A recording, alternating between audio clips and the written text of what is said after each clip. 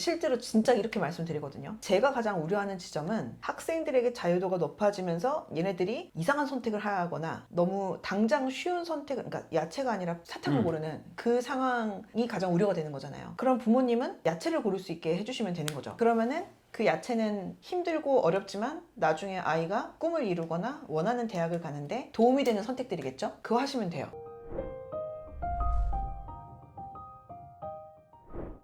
저는 이 얘기 들으면서 많은 생각을 했는데, 저는 실은 고등학교 중에서 뭐 선호를 다 떠나서 전 민사고를 제일 좋아하거든요. 왜냐면 민사고를 나왔던 친구들이 제일 신체가 튼튼해요.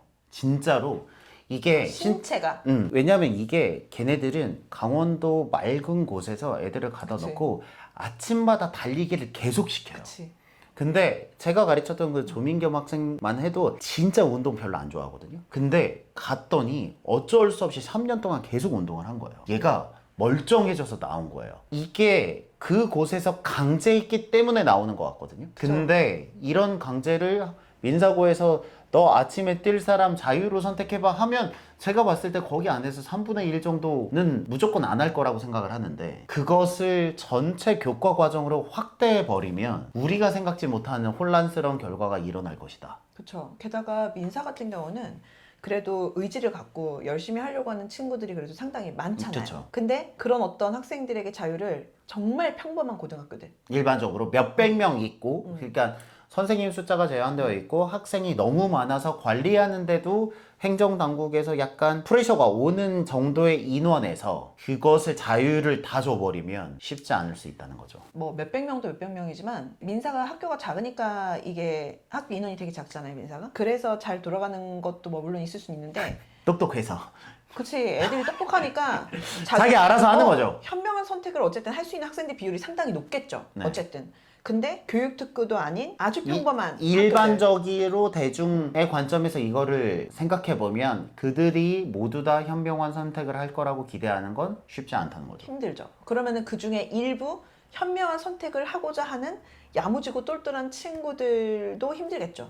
왜냐하면 자기의 선택지에 다른 애들이 없으니까. 그렇죠. 근데 뭐 물론 모르겠어요. 이게 그 온라인이나 아니면은 지역사회에서 다른 학교들 뭐 이런 근데 데서 저는 하는 게 일단은 회의적입니다. 그게 저도요. 쉽지는 않아 보여요. 되게 잘 되기는 좀 힘들지 않을까라고 생각해요. 왜냐면 개인적으로는. 솔직히 저희가 온라인 수업을 진짜 열심히 하고 있고 저희는 되게 잘하고 있다고 생각하거든요. 근데 저는 센터 운영자의 입장에서 이런 걸 구축하는데 선생님들의 트레이닝도 되게 많이 필요하고 돈도 많이 들고, 그러니까 굉장히 다양한 요소들이 필요합니다. 저희들이 그리고 조직이 크지 않으니까 이 정도 감당한 거지. 우리가 만약에 강의실 100개였으면 이 100개에다가 이 세팅을 다 했을까라고 생각하면 저는 아직 자신이 없거든요. 처럼 않죠. 일반 학교에서는 의지가 있다 하더라도 실질적으로 재원이나 이런 모든 상황들이 다 깔려 있기 때문에 그것을 완벽한 퀄리티로 다 전환하는 건 저는 당연히 한 번에는 무리가 있을 것 같은데, 고교 학점제로 문을 열어버리면 이런 문제가 생길 수는 있겠네요. 그렇죠. 근데 이제 윤석열 당선인이 어쨌든 당선되고 지금 원래는 처음에는 고교학점 자체 그냥 이거 다 아니야 이렇게 리셋. 얘기를 했죠. 하다가 사실 근데 이게 고교학점제가 문재인 정부에서 한다 이렇게 나온 거지 그 전부터는 계속 준비는 되고 있는 상황이었어요. 박근혜 때도 이명박 때도. 그러다 보니까 쉽지가 않죠. 그래서 지금 우선은 유예를 하겠다라고 지금 표현한 완전 상황이고, 뒤집을 순 없고. 한 상황이고, 이게 조금 더 시간이 지나면은 조금 더 이제 윤곽이 나오긴 하겠죠. 당장 올해 7월에 국가교육위원회, 이거는 문재인 정부 때 확정이 된 거지만 어쨌든 국가교육위원회가 얘기하면서 조금 더 내용 나올 것이고, 아니면 당장 윤석열 당선인이 이제 본격적으로 이제 정말 대통령이 된 다음에 그 다음에도 이제 여러 가지를 이제 고민을 하겠죠. 그러면서 이런 지점들이 어느 정도 얼만큼 유예가 되고 얼만큼 속도를 조금 늦추거나 혹은 이거를 조금 더 다듬을지를, 이게 작년 같은 경우에 이제 2022 개정 교육과정 총론이 발표가 됐는데 올해 10월쯤에 이제 더 구체적으로 나올 거란 말이에요. 그런 부분들을 좀 더 봐야 되기는 해요. 봐야 되다 보니까 이게 영상 시청하시는 분들 같은 경우에는 원래는 2025부터 개정 교육과정에 맞춰갖고 고교학점제가 진행되기로 했어요. 그게 이제 2025부터니까 현 중일이란 말이에요. 근데 그거를 갑자기 작년에 2년을 더 땡겼단 말이죠. 2년을 더 땡겨갖고 고교학점제를 하기로 해서 그게 현 중3 올해 기준으로. 근데 요거를 얼만큼 유예하느냐에 따라서 고교학점제 우리 아이가 되는구나라고 생각하신 분들이 또 이게 밀릴 수도 있다. 밀릴 수도 있어. 근데 이건 저희가 지금 윤석열 당선자 얘기를 되게 많이 하는데 저희가 교육 채널이지 정치 채널이 전혀 아니거든요. 그럼 근데 그럼에도 불구하고 이거를 말할 수밖에 없는 게 교육 정책, 특히 입시라는 것은 정치하고 굉장히 밀접하기 때문에 그곳에 나온 그 총론이나 법 개정에 따라서 그 하위가 다 바뀔 수 있기 때문에 어쩔 수 없이 저희들이 정치 이야기를 하는 겁니다. 오해를 안 하셔도 좋겠어요. 그 타이밍에 이제 뭔가 얘기가 나온다. 그렇기 때문에 현재로서는 지금까지 발표된 걸 가지고 우선 제가 말씀을 드렸지만 여기서 조금 더 어떤 식으로 어떻게 바뀌거나 하는 상황이 나중에 생길 수도 있기는 하죠. 그때 돼서 다시 모시는 거 네. 하고요. 그러면 제가 느낀 건 이러네요. 대학교 때 했던 거니까 고등학교 때 옮기면 뭐가 뭐 비슷하겠지 라고 생각을 했지만 생각해보면 대학교 때는 생각보다 전공 필수라는 영역이 굳건했고 전공 선택의 영역이 생각보다는 제한적이었기 때문에 그렇게 해도 큰 문제가 없었고, 그리고 대학교 때는 학점 낮게 받아도 그냥 졸업하는 경우가 있잖아요. 그러니까 학점이라는 게 고등학교 내신에 비해서 그렇게까지 크리티컬하진 않았기 때문에 그나마 이게 용인됐는데, 이게 자유도가 더 넓어지고 이게 대입하고 직결되어 버리는 고교 입시에 다 뿌려버리면 우리가 대학교 때 경험했던 학점제랑 전혀 다른 양상이 일어날 수도 있다. 그러니까 비슷해 보일 수 있지만 이로 인한 어떤 영향과 결과는 되게 이제 다를 수 상황이 있다. 다른 거죠. 그리고 제가 봤던 민사고 케이스는 좋았네 하지만 말씀하신 대로 학교가 작았고 그 구성원이 뛰어났기 때문에 잘 유지됐지만 이게 불특정 다수로 모든 고등학교에 뿌려졌을 땐 다를 거다. 여기까지는 이해했어요. 여기까지가 고교학점제를 바라보는 공다경, 그러니까 대치고 선생님의 의견이었고요. 이게 맞는 경우도 있고 아닌 경우도 있지만 의견이고 저는 상당히 동조하는 부분이 있습니다.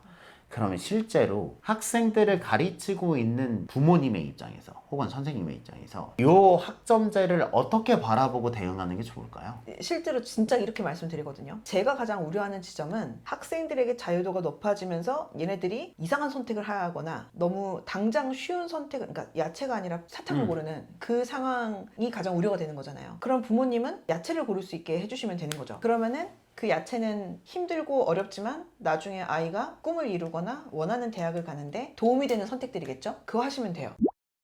그래서 우선은 거기까지 생각해서, 그래서 이게 이렇게 되는 거예요. 예를 들어서 애들이 예를 들자면 생물에서 유전을 어려워한단 말이에요. 생물에서 유전을 어려워하는데 지금은 물화생지 그거를 이제 만약에 총론에서 발표된 대로 만약에 가면 생물도 두 개로 쪼개지잖아요. 그리고 유전이랑 딴 거 하나, 지금 내가 이름을 까먹었어. 그리고 이렇게 쪼개진단 말이죠. 그러면은 나는 이제 생명공학을 전공하고 싶고 혹은 좀 더 잘해서 학점 관리를 잘해갖고 의대를 가고 싶어. 그러면 이 친구들이 머리를 쓴답시고 유전을 빼고 이거를 선택할 수도 있겠죠. 그렇죠. 왜냐면 생물이 두 개로 쪼개지니까. 근데 이거를 대학들이 그러면은 그렇구나 하겠냐고. 그렇죠. 그럴 리가 없죠. 뭐가 어려워하고 학생이 뭐가 고통스러운지는 다 알고 있는 거죠. 근데 요새 추이를 보면 지금도 보면은 왜 고교학점제와 그 다음에 2022 개정 교육과정에 해당이 안 되는 친구들, 이미 고등학생 친구들, 이런 친구들 같은 경우에 고1 같은 경우는 그 공통이고 이거는 다 등급이 나오잖아요. 네. 그 다음에 일반 선택까지도 등급이 나오는데 진로 선택 과목 같은 경우는 등급이 안 나온단 말이에요. 지금 그렇죠. ABC로 나오잖아요. 고등학교 때. 그래서 한마디로 그러니까 물화생지 1까지는 등급이 나오는데 물화생지 2는 등급이 고등학교에서 안 나온단 말이에요. 네. 그러니까 예전에는 학생들이 막 달렸다면 요새는 뭐 이게 그러니까 틀렸다는 건 아닌데 요새는 친구들이 물화생지 중에서 이제 본인이 딱 전략적으로 생각하는 과목만 미친 듯이 봐. 눈치만 봐요. 눈치를 보고 할 것만 해요. 그게 이제 효율적인 거죠. 걔들 입장에선. 그 다음에 물화생지 2를 이제 건드리지 않는단 말이에요. 왜냐면은 내신도 등급이 안 나오고 그 다음에 수능은 선택 안 하면 땡이거든. 이런 상황이다 보니까 애들이 자꾸 이제 이런 것들을 안 하게 되고, 그 다음에 물화생지도 마찬가지로 뭐 이를테면 물리 어려워? 그럼 나 안 해. 화생하면 되지 뭐. 이렇게 되잖아요. 아니면 전략적으로 나랑 그다지 상관없는 지학을 선택하기도 하고. 그렇죠. 점수를 잘 받기 위해서. 근데 요거를 가만 생각해 보면 만약에 지금보다 훨씬 더 과목이 많이 쪼개진 상황이야.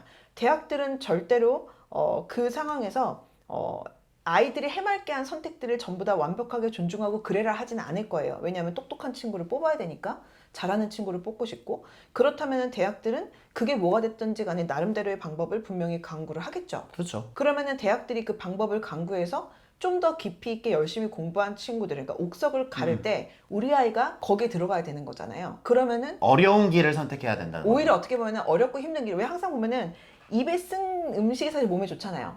그거를 생각해서 저는 수학도 과학도 학생들이 힘들어하는 과목들을 조금만 하고 뭐 이제 내신에서 등급 안 나오니까 뭐 이런 식으로 합리화하지 말고 결국은 정도로 가라는 거예요. 사실은 열심히 공부하고. 저는 이게 들으면서 와닿았던 게 뭐냐면 두 가지였는데, 일단 이게 시장주의 있잖아요. 애덤 스미스의 보이지 않는 손으로 운영하다가 많은 폐해가 있으니까 그 정부가 개입해서 이렇게 시장 경제를 조절하는 것처럼, 고교 학점제가 자칫 잘못하면 이게 개인 자유주의, 그러니까 개인에게 선택을 모두 맡기면 폐해가 있을 수 있으니, 그게 부모님이 되든 그게 자신이 되든 그런 걸로 이제 보호해주면 좋겠다라는 의미로 들었고, 두 번째는 해결책은 저도 똑같이 생각하는데, 저는 인생에서 몇 가지 갈림길이 있을 때 저는 선택을 잘한 편이었거든요. 제가 선택을 잘했던 이유는 하나였어요. 그 당시에 제가 하기 제일 힘들고 어려운 길을 선택하는 게 대부분 맞더라고요. 왜냐하면 예를 들면 저 30살 때 회사 다니다가 그만두고 석사 갈 때 다른 회사로 이직하고 뭐 다양한 길들이 있었거든요. 근데 저는 선생님이 되고 싶었고, 누가 봐도 이 사람은 선생님이구나 라는 소리를 듣고 싶었어요. 그때 제가 제일 힘들게 선택했던 것들이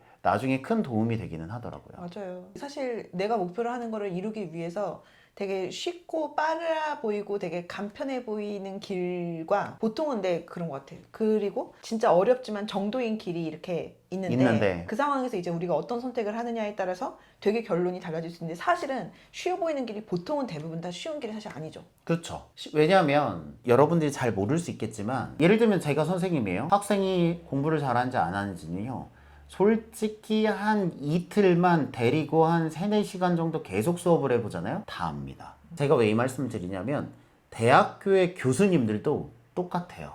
이 학생이 누가 뭘 잘하는지는 솔직히 한 3-4시간 정도를 한 번이나 2번 보잖아요? 무조건 감이 옵니다.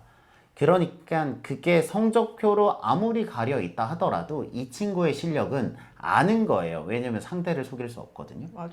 저는 그래서 학부모님을 만나거나 저보다 어른인 사람을 만날 때 항상 생각을 하는 게, 상대를 속일 수 없다라고 생각해요. 전 그렇게 생각하고 가거든요. 왜냐면 상대가 저보다 레벨이 높으니까. 그렇게 생각하면 오히려 꼼수를 하나도 안 쓰는데, 내가 머리가 좋다라고 생각하는 순간 꼼수를 쓰게 되고, 대부분의 경우는 그 꼼수를 상대방이 알기 때문에 걸린다는 거죠. 그리고 그러네요. 입시에서 학생들은 100% 사실 걸리죠. 무조건 걸립니다. 왜냐하면 민사고나 이런 사람들이 이게 되게 무서운 건데, 제가 들었던 건데, 앞에 거는 다 표준적으로 다 깔아요. 서류 보고 이런 다 표준을 깔는데, 막판에 선생님이 3명이 나와서 2시간 면접을 한대. 그러면 앞에 있는 게 큰 의미가 없어요. 어차피 여기서 갈리거든요. 제가 말씀드리는 건 뭐냐면, 다들 대학교들도 방법이 있습니다.